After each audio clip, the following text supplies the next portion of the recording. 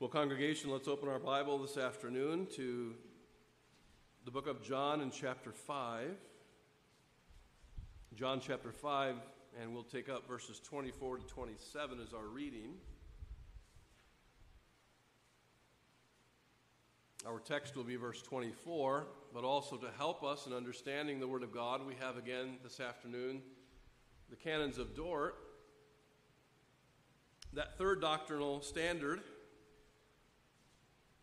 very often used and loved by the continental churches.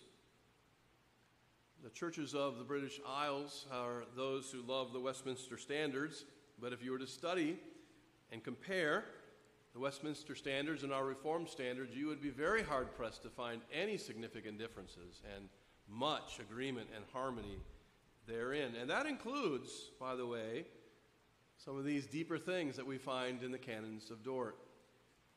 Now, I'll just say this, that Articles 4 and 5, and we'll get to these in a moment, but they really still serve as an introduction to the Canons of Dort. The very end of Article 5, or Article 5, begins the transition into the significant matters to be taken up in this first head of doctrine. But we need this as a broad introduction to what is coming. And you already heard last week that in the Canons of Dort we find nothing less than the gospel. And we'll continue with that this afternoon. So we'll come to those two Articles 4 and 5 of the first head of doctrine in a moment. But let's give our attention first then to the Word of God in John chapter 5, and we are at verse 24. I tell you